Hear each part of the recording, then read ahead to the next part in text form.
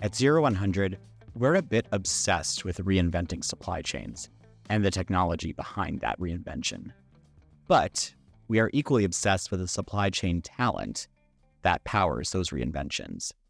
So for today's case study, we spoke with 4 leaders at the Estée Lauder Companies about how they're approaching talent in 5 different ways. 1, rethinking their approach to talent. 2, recruiting and developing local talent. 3, empowering people behind the technology. 4, fostering deep conversations about diversity. And 5, building open channels for new ideas.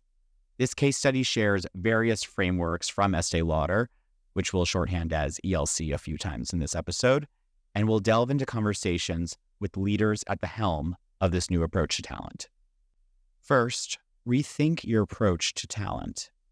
As we digitally reinvent supply chains at a breakneck speed, supply chain leaders must keep their teams evolving at pace and invest in new talent strategies. We'll speak with Florent about ELC's talent strategy and how he applies it to their global supply chain team.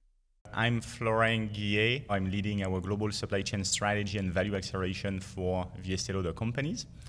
What that means is basically crafting our 3-year strategic plans, but also turning that into concrete actions and try to accelerate the delivery of our strategy through 3 main pillars. One which is people, and we have a pool of dedicated people and talent that we can assign to support our top priorities, and we're going to certainly talk a bit more about that concept of fast to action. Mm-hmm.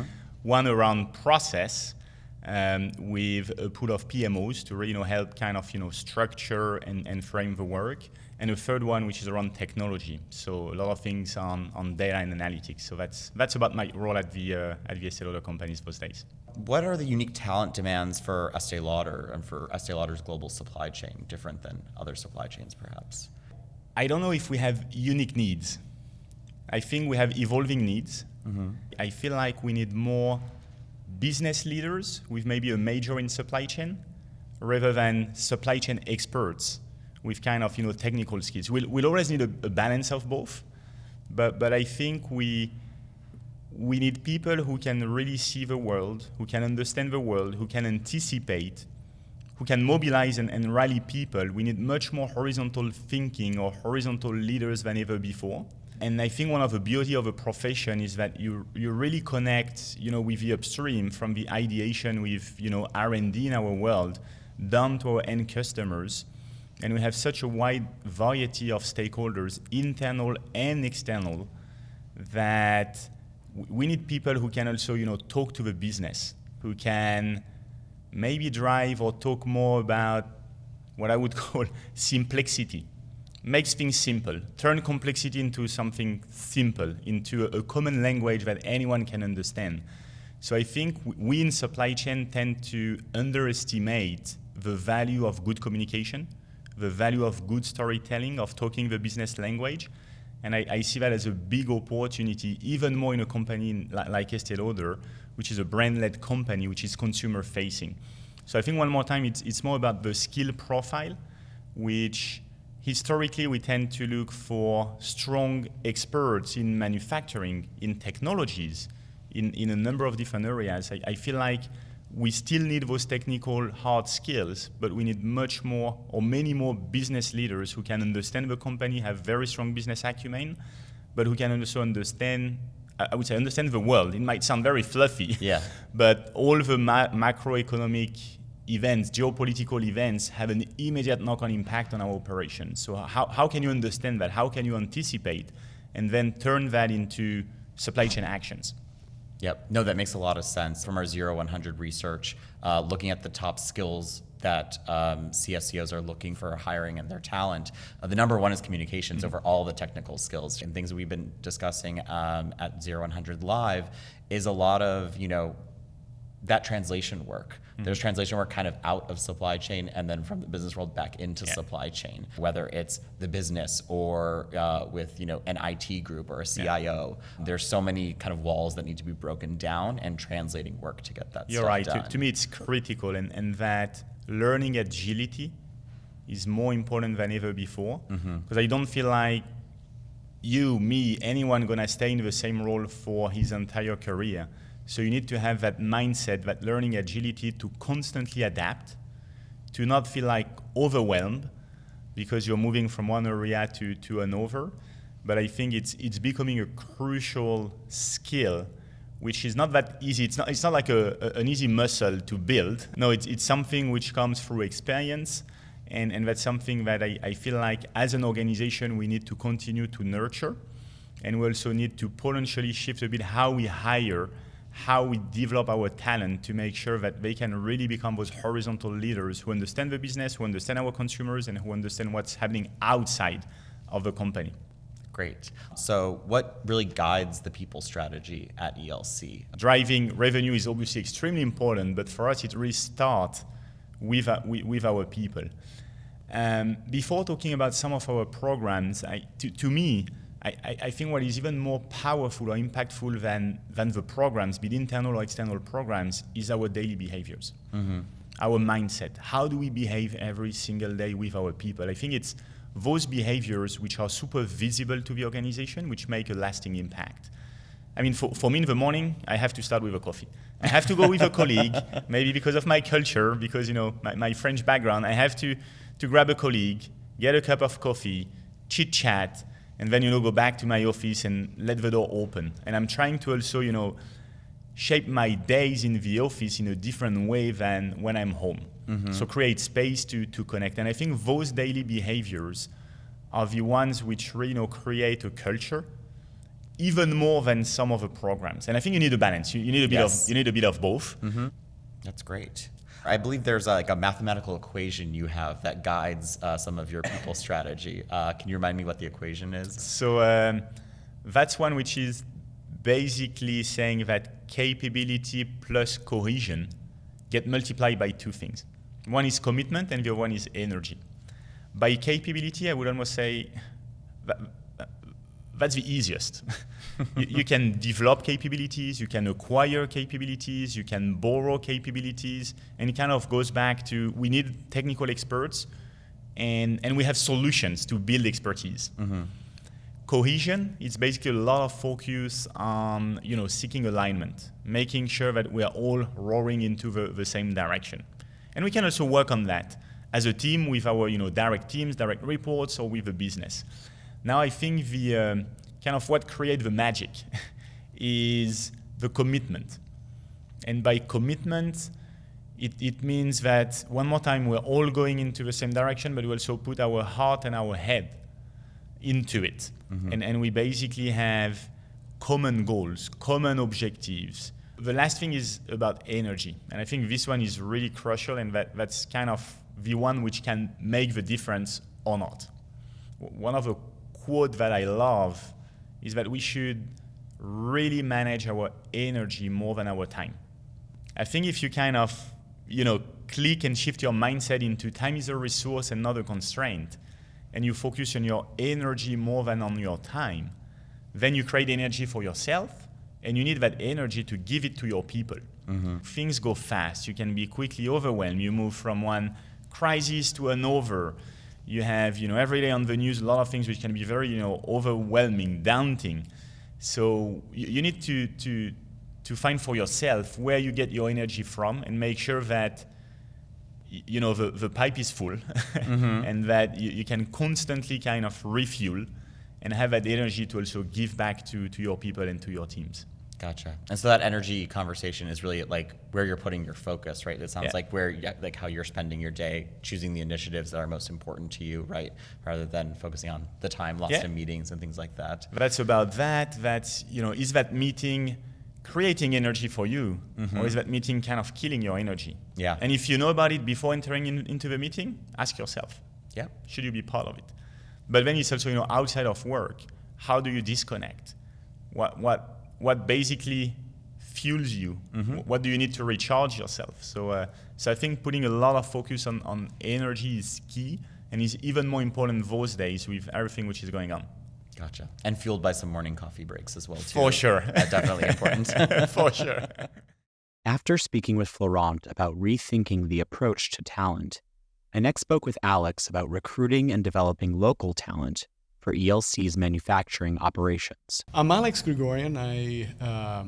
I'm the global head of manufacturing for Estée Lauder Companies. There's a lot of transformation going on with manufacturing today. It's evolving rapidly with digital transformation, with Internet of Things, machine learning, neural networks. You know, the list goes on and on. So that requires greater set of skills from associates that are working in the factories.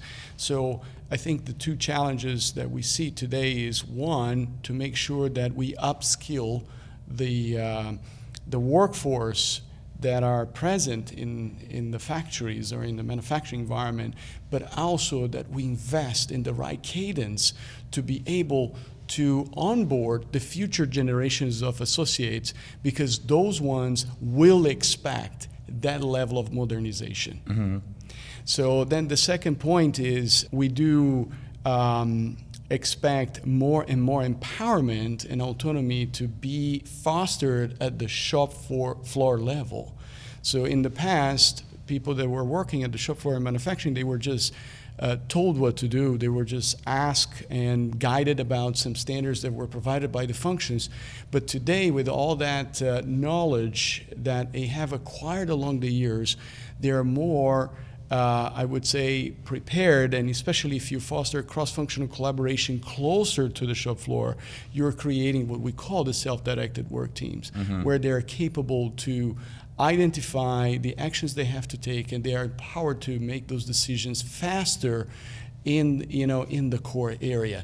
And then reducing waste, improving performance, productivity, reducing cost. And then last but not least, manufacturing was not used to participate more proactively on the upstream of the new product development. So now we are engaging more and more the manufacturing workforce to participate even in the ideation, on the risk assessment of new products, and then increasing drastically the efficiency of the industrialization process. So that builds a greater level of competitiveness, mm-hmm. because you are able to deliver the products faster. And especially, at Estée Lauder Companies, where 1/3 of our revenue comes from innovation, that type of approach is crucial. Tell me about some of the programs Estée Lauder uses to onboard new folks and bring folks into the manufacturing team. So we have been developing programs to help identify talents where they are and help to develop them to where they want to be. And one example is this Supply Chain Scholar program that we are partnering with Bucks County Community College and Temple University in Pennsylvania. So we basically are partnering with them to develop the next generation of supply chain talent. So we're creating a nice pipeline. At the same time, we're fostering inclusion, diversity, which is it's super critical, especially in a company like Estée Lauder Companies. Yep. Absolutely. We talked a little bit about some of the value of upskilling, empowering workers. Can you tell me about the STEP and CLIMB upskilling programs that you have in place? Yes. Well, look, these are very exciting programs that we have in the company.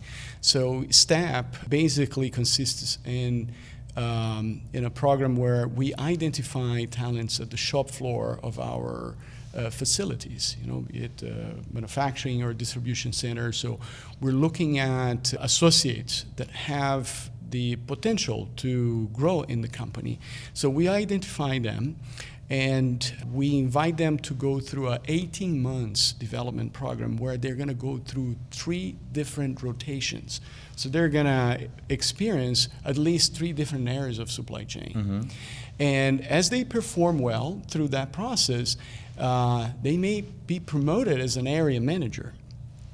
And once that happens, then is where CLIMB kicks in. This program is very focused on developing those who actually were selected through the STEP program to train, to prepare them so they can succeed in their new functions. Mm-hmm. What I like a lot about those 2 programs is that it gives like a clear path in which associates can start from the shop floor and grow and develop through higher rankings of the organization. One of our associates was on the shop floor in one of our facilities who became our quality executive director. Another one became the plant director of one of our factories. So, and these also incentivize the whole organization that there is a way, and everyone can get there if they put the effort. So the company is really amazing in providing such opportunity. Beyond recruiting and developing talent, upskilling programs ensure that teams adapt to new technologies. I next spoke with Sowmya about her role between supply chain and IT, rolling out new technology across ELC's value chain, and how she brings Estée Lauder employees along for the journey. Hi, my name is Sowmya. I am responsible for our global supply chain technologies at Estée Lauder. My role is to drive a supply chain transformation through technology, thought leadership, and also lead our IT team to deliver the solutions that provide end-to-end digital connectivity, the agility that we need to stay competitive in the marketplace. I report into our Chief Supply Chain Officer as well as our CIO. So I have the dual reporting structure, so I sit right in the middle. Yep. That obviously helps to understand the business as well as the technology. And for me, the supply chain is like a jigsaw puzzle. Right? There are a lot of pieces that need to come together, and you need careful coordination and a lot of prioritization. That kind of, I really enjoy that. Having an engineering background probably helps me. I don't know. I really enjoy that challenge to see how business, the business challenges and how that we can use the technology to transform. One of the topics that I wanted to talk about was upskilling. So why is upskilling an important strategy for ELC's supply chain team? So, technology has infiltrated all our lives, right? Transforming the way we communicate, we travel, we shop, and the new business models and the consumer preferences and their expectations. So that obviously extends to the way we work, how we run our business, and the new business models that we need to look at and the technologies we deploy to meet our consumer expectation, to deliver those differentiated experiences. So which means it is super critical for our talent to be on par with the latest technologies and the processes and the new business models so that we can deliver that consumer promise and the differentiated experience. Can we dig more into the details a little bit to understand a little bit more about kind of the upskilling strategy and how things are implemented? We take a multi-pronged approach to upskilling. It's, one hand you have like both formal and informal learning and development courses and training workshops, and we use surveys to improve that employee engagement and make them understand the processes and all of that stuff. During onboarding process, onboarding of new employees, we make sure they do a job shadowing of process coordinators and workforce on the ground so that they can get that hands-on experience and also get the knowledge from the people that have vast experience of our processes and operations. If you engage the employees up front during our users, during the ideation and planning process, you get better engagement from them. They feel invested in the process. They feel like they are able to influence the future. That actually gets a buy-in. Otherwise, what happens is, we have a very long tenured employees. So they have done that particular process for, 10, 20, 30 years. Yes. So change is hard, right? They might get intimidated by the new technologies, but by involving them up front, they have a good lead time to process that and see the advantages of it, and you get a better buy-in and thereby adoption and quicker ways. How is automation changing work for your manufacturing teams? Automation really enriches employees' experiences because it eliminates the mundane administrative tasks, thereby reduces the frustration so that they can focus on value-added tasks. Just to give you an example, a customer places an order of Clinique moisturizer and a lipstick and something else, right? 3 different products that we need to pick to fulfill an order for a customer. And in our warehousing, these are all placed in different bins and shelves, etc. So earlier, like several years ago, they used to use a paper order. They used to look at the paper and say, oh, okay, I need this, go over there, I need that, go. So they have like a lot of papers on the hands and then a bin to carry and then picking. It's kind of cumbersome and clumsy and takes more time and all of that. Now you have the headset, and the headset actually tells you, pick this, pick that, pick this. So their hands are completely free. Gotcha. So that they can do their work much more easily, and that's a voice to pick. And then we are also using vision to pick with the glasses, where the order actually gets displayed from SAP, and they just again, their hands are free, so they have much more autonomy and flexibility to do their job. Beyond recruiting diverse talent, supply chain leaders must support diverse talent, part of which is making space for inclusive conversations. Estée Lauder's global supply chain team is over 50% women. So one of the most important groups is the Women in Supply Chain Employee Resource Group. The ERG fosters a community of women in supply chain and builds an environment for learning, leadership, coaching. To learn more about another diversity program, the Value Chain Conscious Inclusion Program, called by its acronym VCCI, I spoke with Alexis Brown. Can you tell me about how VCCI was created? Yeah, so within Value Chain, we have amazing leaders that want to drive more inclusion across the board, but there's always opportunities to be better. Especially coming out of COVID, we knew that the way the world was changing, the way that we're going to work is going to change. We really needed to make sure that we were driving more inclusive environment. So out of that, we thought about, okay, what are some activities that we can do in order to make sure that we are sending this signal to the organization that we needed to drive more inclusive conversations.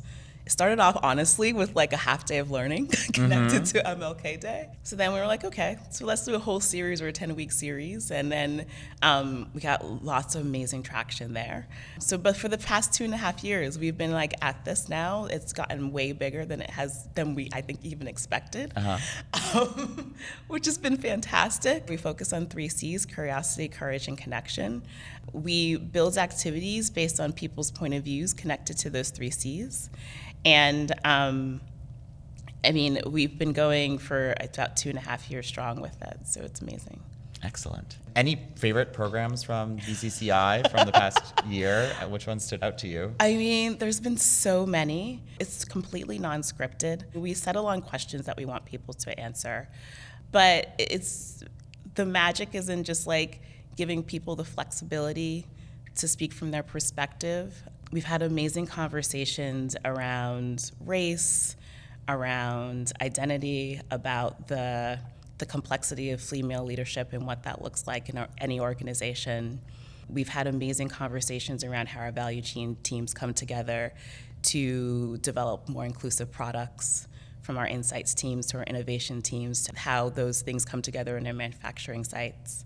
We had an amazing conversation recently. We have a very large expat community, people that have either done assignments abroad at ELC or in other organizations, and about the courage that it takes in order to lead inclusively in those environments that you're new in. And also, too, I would say this is not just about doing the conversations on Zoom. There's also an element where we try to drive behavior. So we either do after action activities. We may also do some smaller group activities with the audience. So we do like Zoom breakouts too. To just foster more discussion after the main conversation. For those activities that we may do on Zoom, we may have more junior employees that are going to be driving those conversations. So they're driving the conversations with like a smaller group of employees.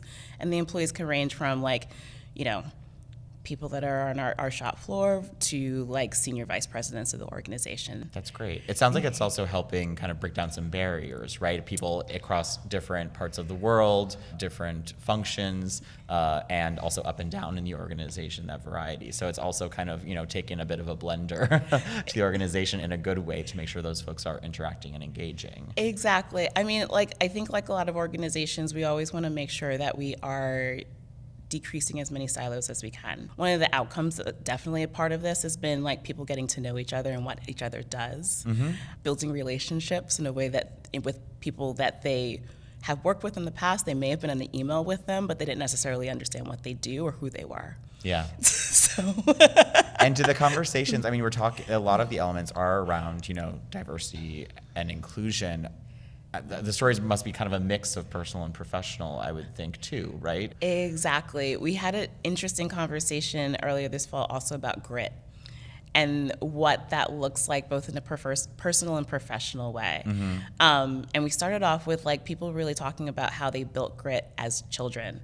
There was one woman that she was like a childhood tennis player, and she started to develop grit there. And then how does that look like now that she's executive director at ELC?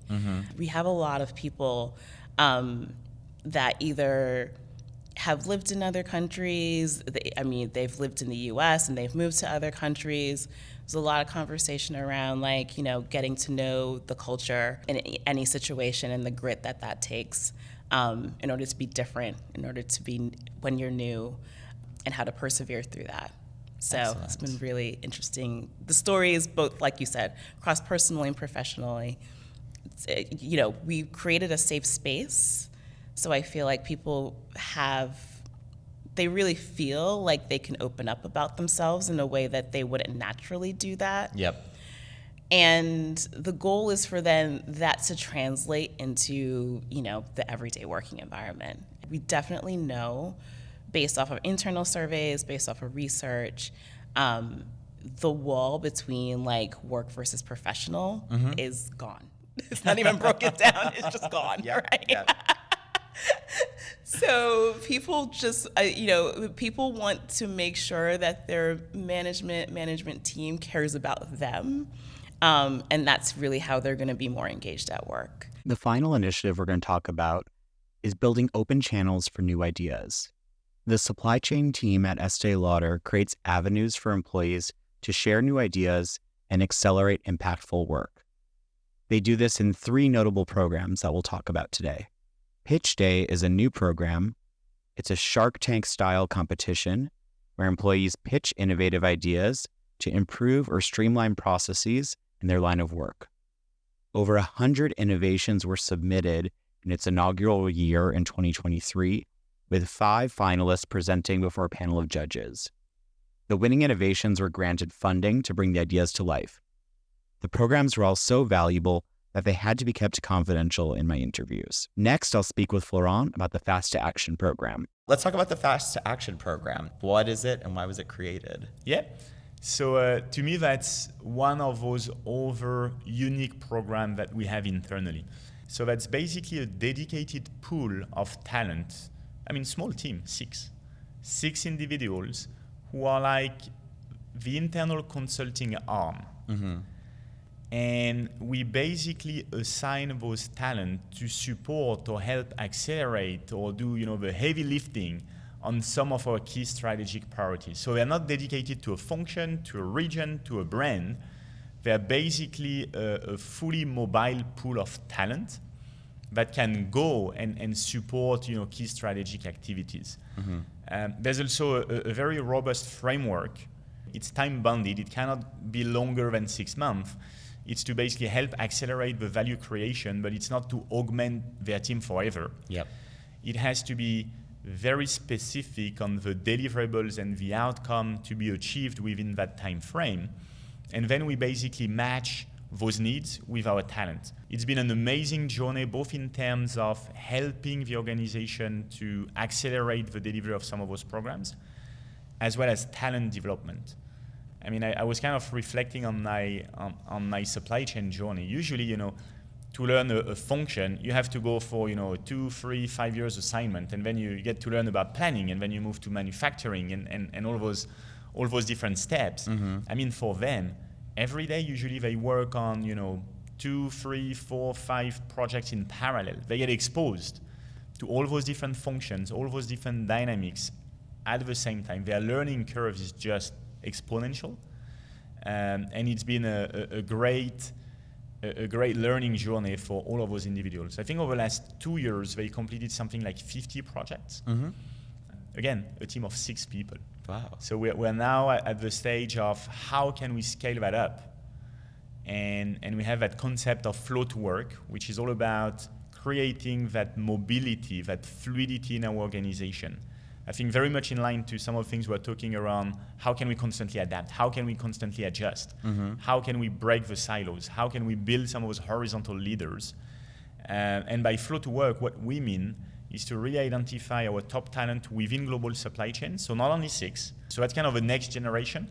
And it's really to build those working teams on a mission. It's not like I'm in planning, I'm in manufacturing, I'm in quality, I'm working on my traditional quality projects. No, there's a mission which is to deliver service, which is to deliver cost. We need a cross-functional team. Yep. We're gonna basically go and tap into that pool of talent that we have pre-identified.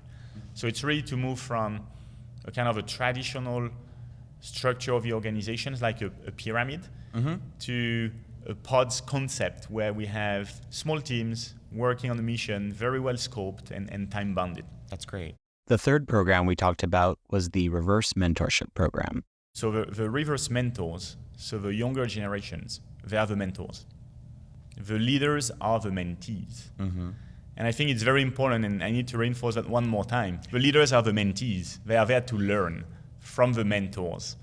And we basically organize a number of different moments within that program, which is well structured, with what we call advisory projects, so long-term projects over a 12-month period where a group of those reverse mentors are being tasked to work on some specific either problem to solve or some more forward-looking ideas which could be disruptive for our supply chain. There are also a number of what we call mentoring moments where they are working on specific topics and then they are doing a readout and a discussion and engage into a discussion with their mentees. And then there are also some more informal discussion and kind of relationship building moment. But that program is unique because we fully empower the reverse mentor to not only teach and recommend, but to action upon their recommendations. And very recently, we had a number of projects which I would say graduated. One of them is around oxygen hours or oxygen moment. How do we create oxygen moment for our organization? Back to the equations, back to energy. How do we create some of those moments where you can disconnect from your daily routine, daily activities to learn? And the series of talk that we're going to have with Zero100 is one of them. It's under that umbrella of creating oxygen moment for the organization. Can I ask a little bit about the reverse mentorship? Can you talk about your personal experience in the program? So I would say I'm both the sponsor of that program as well as a mentee. So over the last, 3 years, I had 3 different mentors. And again, 2 weeks ago, my mentor this year is based in Switzerland. He basically, traveled over to the US for, various business meetings. We had a chance to connect, and I just continuously learn. And I'm trying to be the one listening and learning and not trying to bring my point of view. It's been an amazing experience. And one of the highlights to me is that over the last 3 years, basically when one cohort is kind of graduating and we have the new process to identify and select some talent, I never ever had to basically ask for anyone to take over the program. They came to me and they volunteered. And they say, can I basically take it on? Same for some of those projects. Yep. Didn't have to tell them, hey, what if you would bring it to life? No, they just kept running it. So I just feel like it's very refreshing, and you create that culture of you don't have to ask for permission. Yeah. Just go and do it. It also sounds going back to energy too. There's things that are attracting people to these, Yes. right? If these are successful programs or ideas, they're going to act like magnets, right? Yep. And pull people to them where they're like, I want to take this on, or like, can I take this? Can I take this off your desk and put it on mine? Exactly. Can I grow this? You can build on their strength, Yes. build on their passion, instead of asking them to go to that next meeting on that particular topic. I have a passion for that particular topic. I'm gonna educate myself.